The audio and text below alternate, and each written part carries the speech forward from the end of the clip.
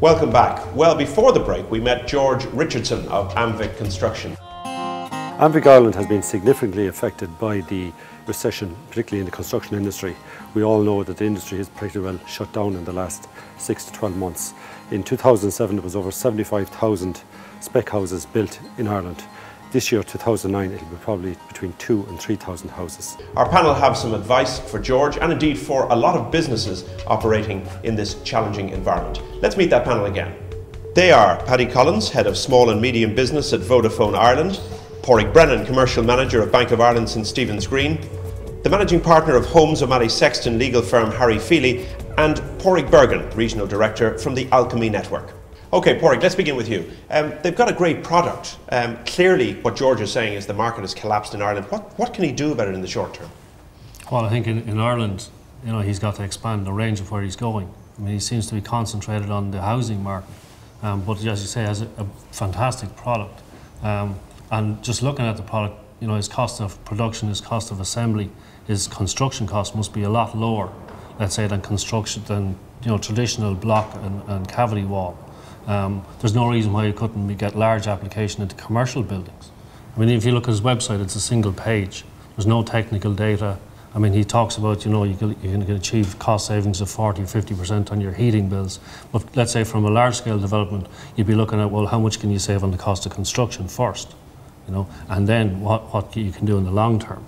And in terms of marketing that, to, say, engineers and architects, it's down to technical specs, really. And funny enough, we would see that just in that time. We would see that a lot in banking at the moment, where I suppose in these changing times where our companies are having to adapt, that going abroad, that they try to do it themselves, and yet there's a lot of expertise out there. And one of the things we're recommending a lot now is maybe to get a mentor. In this instance, maybe someone with international marketing experiences that will, that have, I suppose, have targeted this business in the past. And there's also a lot of agencies out there as well, providing a lot of support on that as well. And if you look at it and you're taking a view on a company like that and saying, well, look, they've got a very difficult situation going on in this economy, but there is opportunities overseas. I mean, can you look at that from a risk point of view and just say, yes, we're prepared to back something? Oh, absolutely. I suppose the key thing is, from looking at George there, he's keeping very much in touch with his bank, and I suppose as he builds up the market here, it frees up funds as well to expand going abroad. And also there's options there with, as I say, looking at joint ventures abroad, and maybe they'll be able to bring additional capital into it that will allow the banks to invest, support the business even more. Paddy, just looking at the brand that he has, it's okay for Ireland. He has a reputation here, but I don't think he's thought it through as much as he could for the overseas market.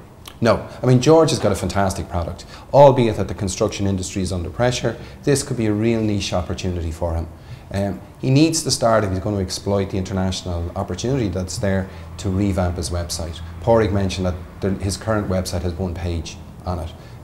From a website point of view, I think he really needs to think about how can he sell his company? How can, when someone looks at his website, that they see what's unique about his product range, and in particular, when people from the construction industry are looking at it, what's unique about his product versus competitors. In that context, search engine optimization is critical, so that when international companies are doing searches, that his company is coming up on the first page on the Google website. Now, George, I don't think necessarily has that expertise himself, and I think that can be outsourced, and he can get someone in on a consultancy basis to do that for him. It's all about thinking big, isn't it, without having to take on hundreds of people to think big for you. Yeah. It's thinking big, but it's thinking smart. He's got a fantastic product. His opportunity is potentially worldwide, so how can I effectively get that reach? Paraic, isn't it extraordinary how many companies, just talking about web and talking about what Paddy's saying, how many companies with multiples of millions in turnover, you go on and you get a static one-pager because they felt they had to have something, but they don't understand how to exploit it. Yeah, exactly. They don't have any concept of how it can be exploited or how to go about it. And they look at it literally as it's the same as an ad in the golden pages. Whereas, I mean, the reality is nowadays, before somebody goes to buy something, about 90% of people will do a search. Even if they can't buy from your site, they want to see one. They want to see that you're there and they want to get some information. The problem with George is he's not using what he's got. I mean, Amvic is a Canadian company. It's a large Canadian company. They operate all through Canada and the United States. And he should be tying back into them, exploiting their website, exploiting their technical expertise, if you like. They also operate in the UK, which is a market he talks about wanting to get into, but they're already in there. and he should be linking to them and again exploiting their presence. If you look at Europe, they're not in Europe.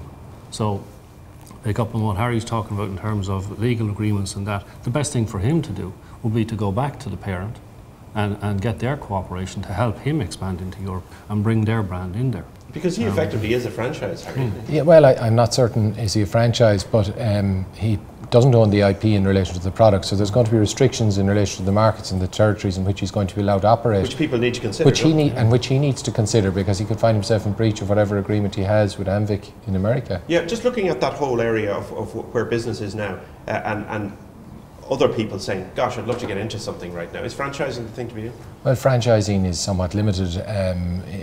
It has its constraints. It's very good for certain products, but I mean, you need certainly a very developed product and a very good backup in relation to the product, because you're going to have all the supports to roll it out internationally. Are banks backing franchising? Absolutely, yeah. We're looking at it, it's going back to what we always did.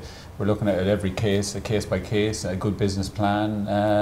I suppose going back to what was mentioned earlier, that they've thought it through, as I say, rather than relying on their own expertise, that maybe go seek support from agencies. There's lots of support from Enterprise Ireland and other agencies. As I said earlier, there's lots of support from mentors out there. And above all, there's lots of support from banks to give direction, because we are dealing with franchises every day, and we're able to give good advice on it. But Paraic, there is a view there that banks are trying to hold on to what they have and make sure the guys that were on their books are performing, and I suppose paying them back their money. Are you interested in backing new ventures? Oh, absolutely, on both fronts. That we're very interested in our existing clients and getting out there and supporting them and seeing what we need to do with them to make sure they survive in these difficult times and that they grow. And then for new businesses, absolutely getting out there. That's what the banks will grow their business on in the future, is new businesses setting up. And I suppose on that front, George is getting out to him and sitting there with him and seeing what plans he has for his business, reviewing his business plan, and then just talking through with him what other businesses are doing and how they're exploring opportunities abroad, and maybe directing them to support agencies and mentor groups, and I suppose then discussing how we can raise capital to support that. Cash flow, that's key right now. Cash is king, without a shadow of a doubt. Absolutely. I suppose in some ways a euro saved is a euro gained. Is looking at all your costs and managing them, controlling them, and then in fairness, as he build on the other side, as if he can build these orders, that then he can come back and sit down with the bank and then maybe look at possibility raising further funds on that.